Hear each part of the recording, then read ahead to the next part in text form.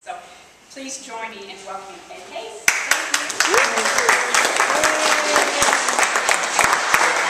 For the welcome. Glad you're all able to make it out here tonight. I see some familiar faces and a lot of new faces. Anna and I are from San Antonio, and we see the same faces over and over. I think this happens in Austin too, so it's great to see some fresh faces. Anna grew up in Corpus Christi. Moved to San Antonio at age 16. Got her BFA from the Art Institute of Chicago, and then went on to UCLA for her master's. She moved back to San Antonio after her time in LA, and that's where this body of work starts here. So everything we see is from this time after she's in LA. It's her return to San Antonio, and working very closely with some subject matter right around her studio. What else here? Thank you, Chris and Rachel at Women in the Work, and your staff have been so flexible and generous in working with us from so far away. It's been really easy to work here, and the show is so clean and beautiful. It feels like a museum show. It's a wonderful space. Thank you. Also, I'd like to thank the lenders to the exhibition. That's something that we were talking about earlier, that because of the system of Women in the Work, the kind of freedom that they allow the artists and the curators, there's no pressure here to sell. You can actually have some work on loan from private collections for the show, and that made it possible for us to show kind of a nice, comprehensive body of work from the past couple of years from Anna. So I'd like to thank Drs. Harriet and Ricardo Romo from UTSA, from the private collection, who works here on view. Also, Bank Smith, Nina Hassel, as well as the UTSA Art Collection. The University Collection has also acquired work. So I met Anna about 2 years ago at an opening.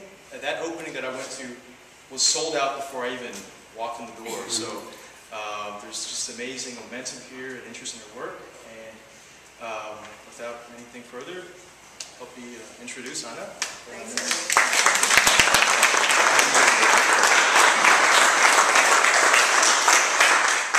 Well, thank you guys for coming. And I woke up this morning in San Antonio. The sky was completely black, and there was thunder. It was like 10 in the morning. So I called Chris, and I called Rachel, and I said, are we going to postpone? It's really bad. She's like, oh no, it's great in Austin. So I'm really glad to be here, because over there it's really bad.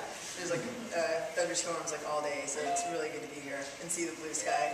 Well, I guess I'll start out just talking about the paintings. A lot of people ask me where I get my imagery from and where I find it. So when I moved back to San Antonio from Los Angeles, I was there for about 10 years. And I'm from San Antonio originally. So when I moved back, I moved into a neighborhood that was kind of on the east side of San Antonio, so I could rent a house because I have a dog, so I wanted something where I could live, and it's kind of out of the way from where I lived before. So as I was driving around, I thought, I was doing landscape paintings in LA too, like neighborhoods and houses, but they all really felt like I had seen them somewhere before, because you probably did, like in the movies, there's pictures and stuff, you feel like I've seen this before.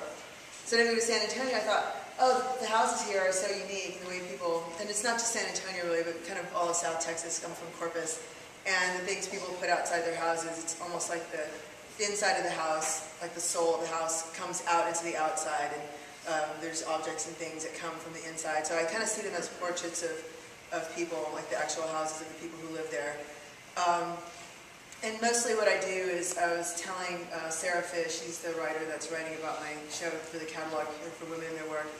And the way I described it to her, I said I felt like when I drive around the streets of San Antonio, I just kind of get in my car with the camera and just go. And I told her it almost felt like a planchette from a Ouija board, just kind of moving around wherever, like I'm just making a left here, right here, just wherever all day long, and just taking pictures of things. And then sometimes I'll mix and match, like I'll take one car from one location and then another house, and then I have different skies, mix the skies. But I wanted to feel a little bit like stage sets, to where the lighting is a little artificial and almost like a stage set that's not really real. Like some paintings, maybe almost like you may see something that's not really there, like maybe a hallucination, like maybe like the piñatas on that one over there, almost like they're there, but you maybe are projecting them and they're not really there, like this cart balloon over here.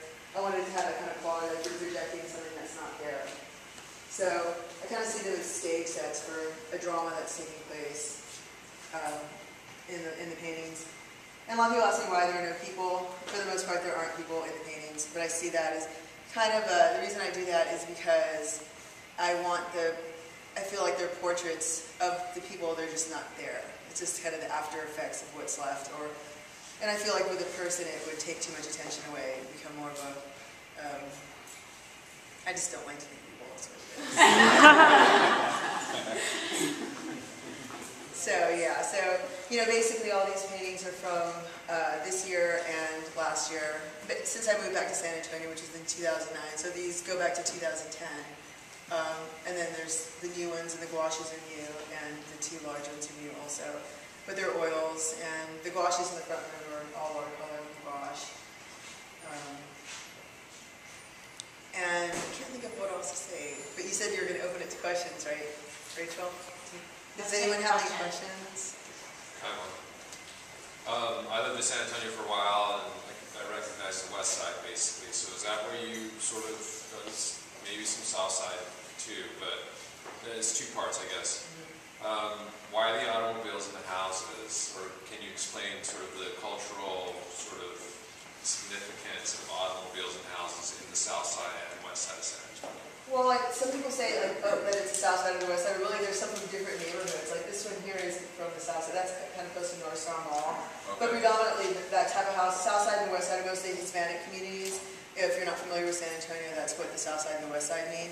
But where I grew up in Corpus was kind of that type of, same type of houses, same type of cars, and same type of demographic. It's kind of where I grew up. So it just feels like home. I'm like, oh, this is what I like. And also because I feel like in houses like that, the same family will live there for many years.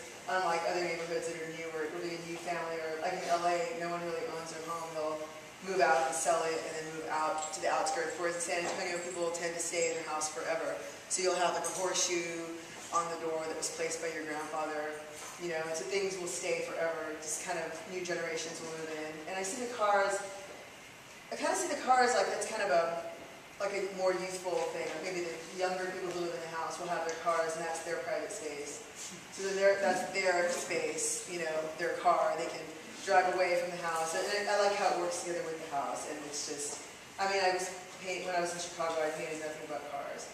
And really large scale cars. And it's just something I've always liked. So I kind of like the idea that the house is a house, but the car is also a house too.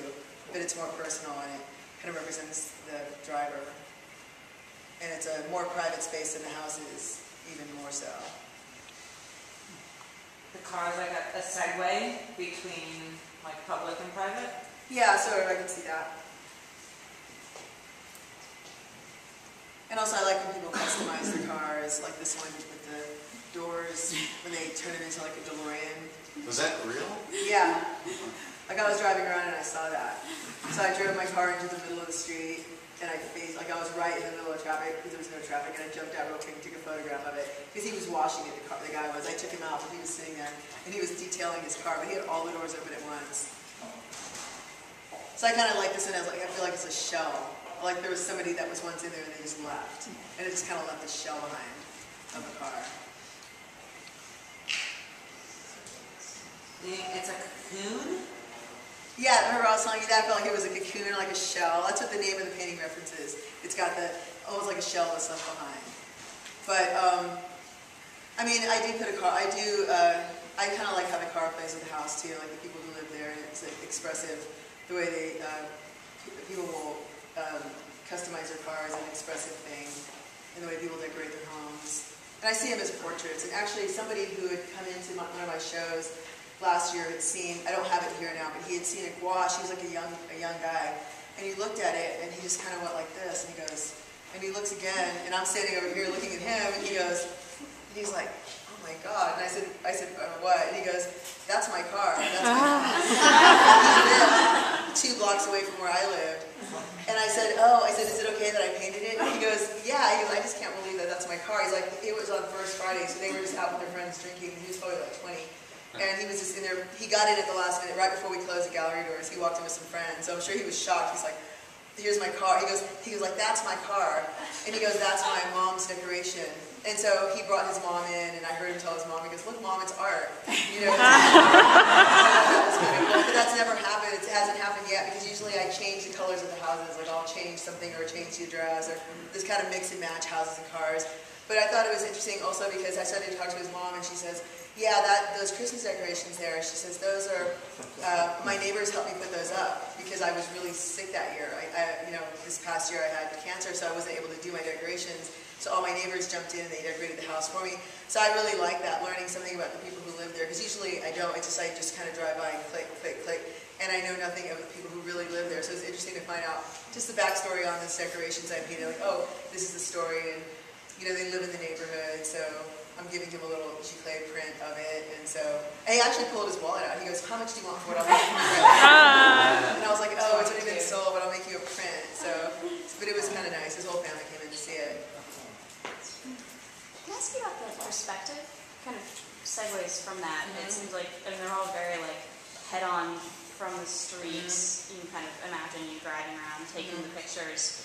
Is that kind of intentional? Do you have any interest in getting closer and more intimate with them, or do you like them as kind of a distant thing? Yeah, I wanted to feel like you're driving by in a car and you're stopped, or you're across the street, so it puts the viewer in a position where you're looking at it, not up close. Although later I wouldn't mind getting more into the inside of a house and the things that people have in their houses, which I always like to see. Like when I'm staying at someone's house, I always want to know what do they have in their cabinets, or I want to know everything that they have in their house. I'm really nosy. I don't do it, but I always want to know. I'm curious. Oh, what do you have in here, and what's inside this drawer?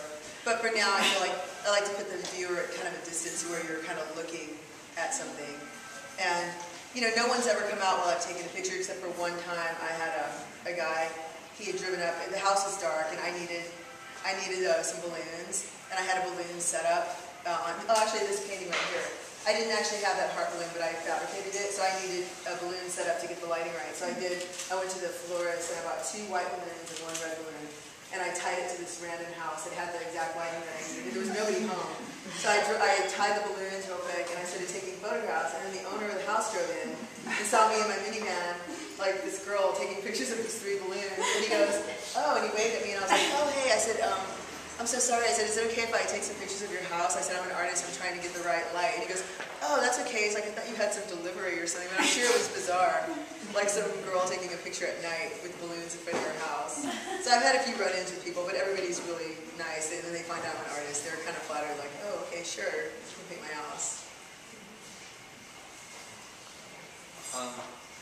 Hey, Anna. I remember when we moved back to San Antonio, being in a conversation with you about your grandmother's objects that you had kind of visited with, and I was wondering, is there any kind of reflection on your own identity or your own?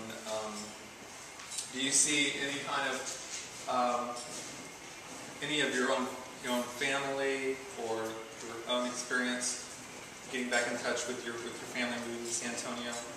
Specifically coming out in any of these particular paintings? Oh yeah, well, it's interesting. Well, we moved from San Antonio. We were always moving. We never had one house. We were always going from one rental to the next. We were constantly moving, so we never had our own place where it's this is my house where I grew up. But my grandmother did, and both of my grandparents did.